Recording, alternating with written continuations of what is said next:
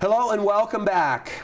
We are about to embark on a very important conversation that could be a moment in time, sticking a pin on that chronology, and yet we are moving into the future in a place here in beautiful Park City that is changing already and about to embark on an entirely new era of change. In this context, we are going to elect a new mayor.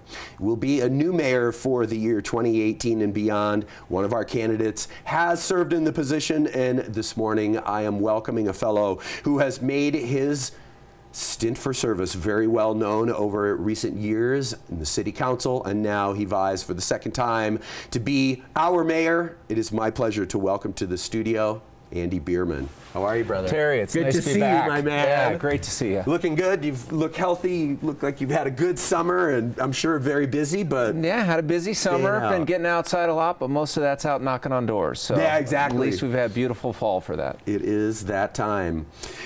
As we spoke just a minute before we came on camera, the thing that I'm thinking about, and I think my introduction kind of heralded it, and that is this time of change where on one hand, we are going from one day into the next, just like we always do. On the other hand, there's this overlay of some of the things that have happened that have been really monumental. Vail coming to town, the consolidation of Canyons and PC, but of course the growth and the popularity that we've seen just in the last even 5 years or so.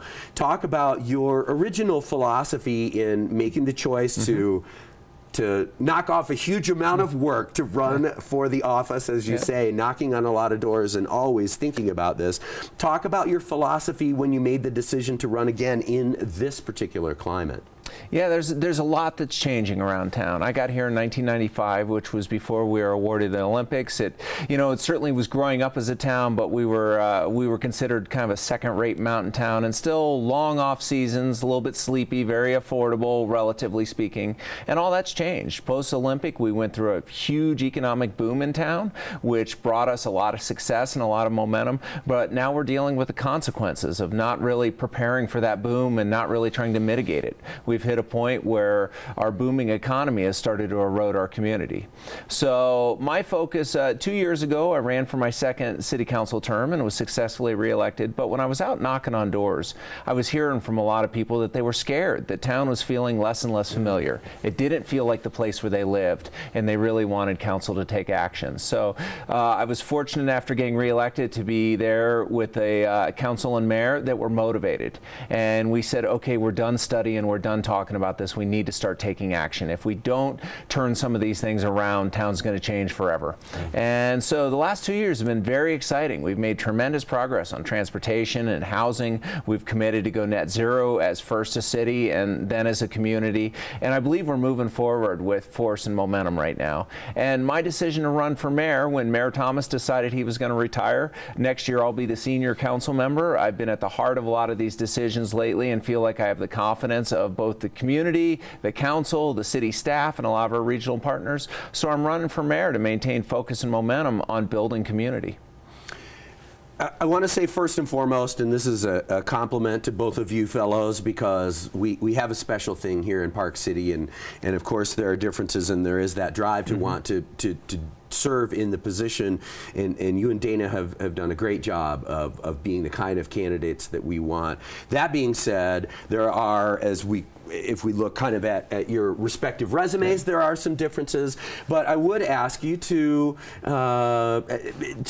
do the Andy bullet point spiel, because there are some differences between the two of you as candidates, and it is something that in the end we are picking a person, we're not picking a set of policies. Talk about how you're feeling at this point and this far into this campaign. Yeah, well, I was a fan of Dana's when he served as mayor, and I was able to serve with him for 2 years, so I got to see him up close, and he served this city well.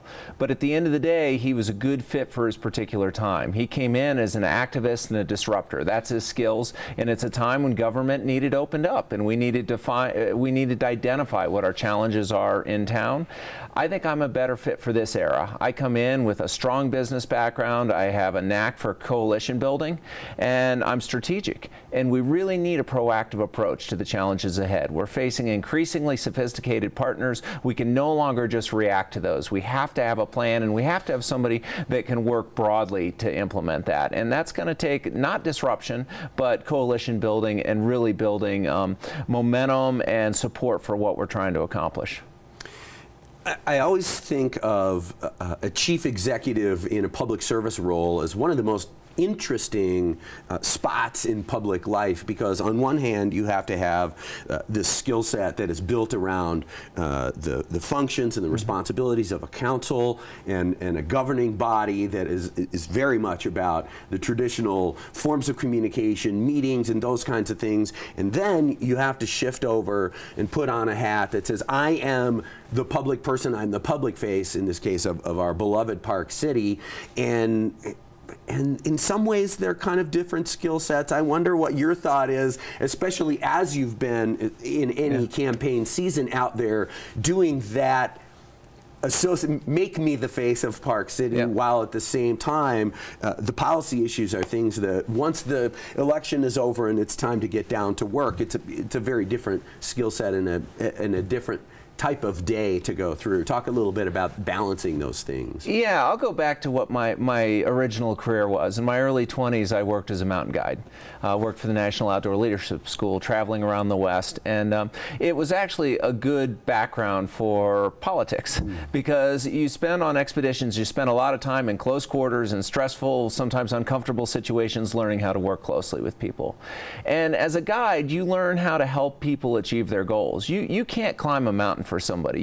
You can motivate them, you can show them the route, you can help identify their strengths and weaknesses and help them to build upon those, but you can't do them for it. And I think the mayor is a very similar role. You need to be able to take a diverse group of people, you need to crystallize around objectives, and you need to be able to motivate, cajole, sometimes maybe boss them around a little bit, whatever it takes. Different personalities take different aspects. But I think you combine that with the refinement I did running small businesses, multiple small businesses, but a large part of that time was spent with my own, the Treasure Mountain Inn, and dealing with facilities management, dealing with large staffs, dealing with a fairly large budget. And as a small business owner, you have to do all those aspects. So when I get to the city is a big corporation at the end of the day. Absolutely. It has a huge budget. It has about 400 employees, a lot of moving parts. But I do have a background on a smaller scale of that. So we have a city manager. She handles the day-to-day. But the mayor does have an office at City Hall for a reason.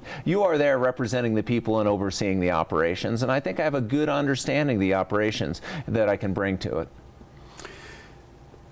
You mentioned running a business. Certainly, you're getting ready to consider a bigger level of doing that from where your responsibility is now. And with the experience that you have in talking to people and being out, obviously we can put this big umbrella of growth and say everything kind of fits under that this time of change.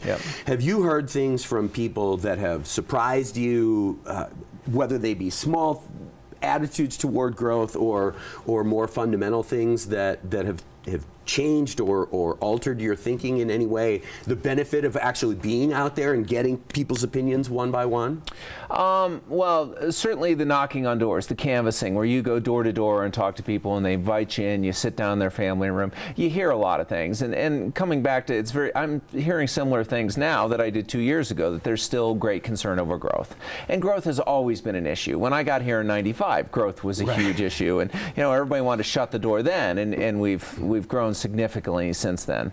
So I'm not sure if any particular issues have really popped up, but the ones I'm hearing a lot of right now are traffic, which I believe is sort of the most obvious symptom of growth. The more people that come to town, the more traffic we have. And I'm really excited about the stuff the city's doing right now to address traffic. Our new electric express out on 224, our e-bike program, the doubling of the Salt Lake routes, the adding of additional neighborhood routes, and our Camas commute. I think those are all things that are going to move the needle, and particularly in 2019 when we start doing some work on 248 and we add bus lanes to that, some park and rides. We build out the park and rides at 224. We've implemented a new dynamic parking parking program, which is going to act as sort of, we've added all these carrots. We need a few disincentives to get people to try the bus. It is part of the hopefully equation. They like it. It's part of the equation. It's the least popular part of the equation, but I think we'll start seeing the impacts. So I think we're helping on that front. And the other one I hear a lot is events. And events are tied into sort of this overall intensity in town. It just feels like everybody's in a hurry. There's hordes of people, which adds to the traffic. Well said. And that starts to eat into why we come here. And so one of the things I've been trying to do to talk about with folks as I've had campaign events and door-to-door is reminding them why we come here and reminding them that we live most people's vacations. And we do need to sort of come back to our center, which is we should be grateful to live here. It's an incredible place. And despite all these impacts that we're trying to address and we need to address to keep it a great place, we still live better lives than 99% of the people out there. And so we need to be grateful. We need to be kind. And we need to embody the change we want to be and slow down, smile. Charlie Sturgis talks about 10 seconds of kindness on the trail. When you pass somebody, take time, get off your bike, greet them, pet their dog, whatever it takes, but be communal. I think we need to embrace that in all aspects of our life. We need to drive better. We need to share the sidewalks. We need to greet people in the stores. And remember that the beauty of being a small town is knowing your neighbors and having a happy community. And that's something we need to come back to and not forget in spite of all these, in the face of all these changes that are happening to our town. Because if we lose who we are, it won't matter what we protect with the town. That's really well said. Do you think there'll ever be a time when everybody who visits Park City checks their car at Kimball Junction or Quinn's Junction, and we are almost a self-sustaining, non-car based town, especially, of course, living in Old Town. I think very much about what our traffic is like now. Is that, and of course, I'm being a little looking into the long view, but is that a possibility for us? It's a great question, and certainly there are European towns like Vermont where you see that work very effectively. But those towns were built before there were cars, so they work better for that. My goal for Park City for a long time has been to build a town where you don't need a car, which is different than a carless town. But people can vacation here, they can work here, they can live here, and not have to have a car unless they want one. And I think we can do that. We can put in both traditional transit systems, some creative new systems, and some ones that maybe some gondolas or connections around town that serve as transit benefits, but also people view as entertainment. They view as fun and a good way to get around. Absolutely. You combine that with improved and safer walkability and trails, more tunnels under our roads so people can safely move around, and suddenly you have a town that you can very much get around without needing a car. And so that's my short-term goal, the next 5 to 10 years for Park City. And then I think you've got some technological changes which are really going to rock our world, particularly autonomous vehicles. When you see a decade from now when those come into play, that's really going to change how we move around. And that's why I think we need to be focused on building a people-centric town right now and less focused on things like widening cars or expanding parking garages. We're not going to build our way out of this. We need to change behaviors and prepare for how society is going to look in the future.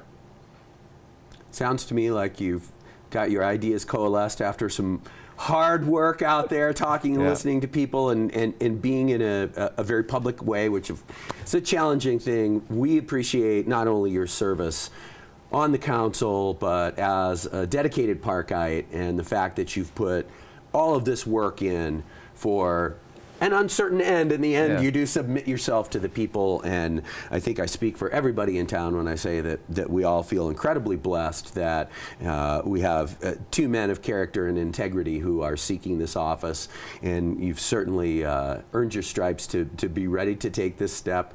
We'll see very soon, but we thank you for all that you do and for that enthusiastic face and presence that you always are in our town, because no matter what, we need as many Andy Beermans as we possibly can get here in beautiful Park City. Well, thank you so much, Terry. It's always a pleasure to come in. Good to see you. And the last thing we should do is we should let folks get your social media information so they can follow along, not only in the adventure that is Andy Beerman, but of course in regards to your campaign. Yeah, folks can go to my website. It's andybeerman.com, or my Facebook page, which is Andy for Mayor, and can keep up with the campaign. I'm still doing a few events, so if you can manage to make one of those, you'll be able to hear my full platform and ask questions. Fantastic. Thank you for being here. Great to see you. Good strength to you for the rest of the campaign, and I'm sure that we'll see you on election night. I'm ready for a strong finish. Fantastic. Thank you, Andy. Thanks. AndyBeerman.com for more information. We'll be right back.